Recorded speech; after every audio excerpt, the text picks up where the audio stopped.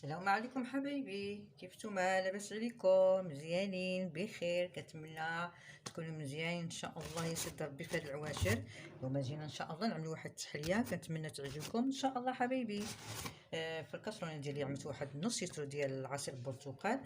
غادي نزيد واحد 5 مغارف ديال السكر، وحده، جوج، 3، 4، 5.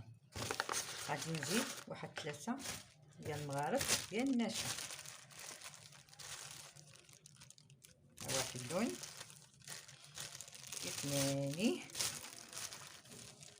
3. غادي نخلط هادشي، غادي نعملو فوق النار تعقد ليا ونتلاقاو حبايبي. بعد ما عقدت ليا الكريمه غادي نزيد واحد المغرفه ديال الزبده،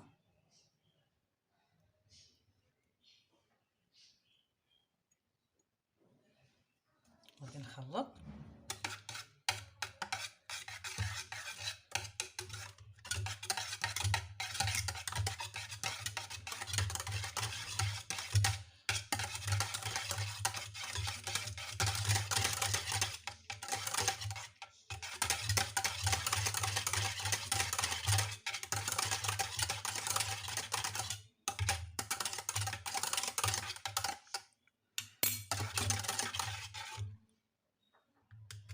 بعد ما دابت ليا الزبده نقسم الخليط. واحد الزلافه غنعمل فيها واحد المقدار، واحد الزلافه غنعمل فيها المقدار اكثر من مقدار اخر.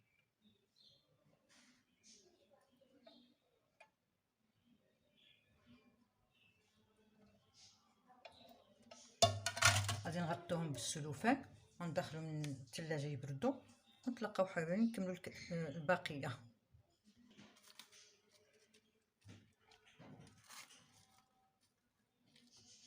خصنا ديك السلوفان اللي حادي لنا الكريمه باش ما تعملناش الوجه. صافي دابا غادي نخليهم يبردوا، ندخلهم الثلاجه ونتلاقاو حبايبي.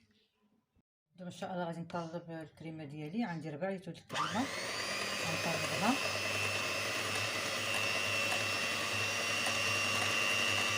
غادي نخلط هاد الكريمه بالبرتقال على الكريمه اللي طربنا.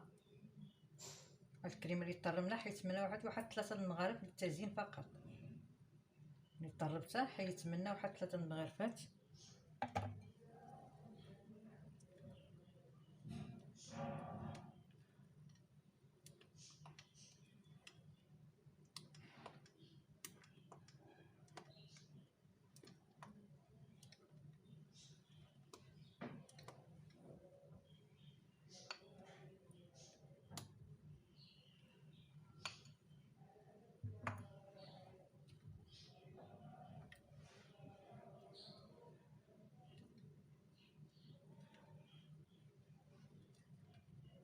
دابا غندير الكريمه ديالي في كؤوس التقديم. عملت الكريمه اللي خلطناها مع كريم شونتيي، وغادي نعمل اخرى. نعمل هاد الاولى،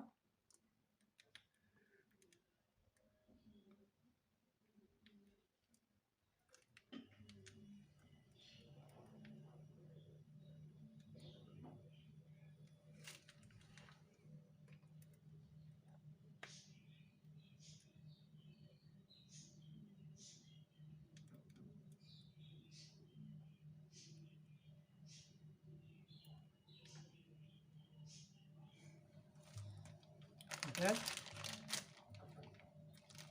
ندير الكريمه ديال البرتقال.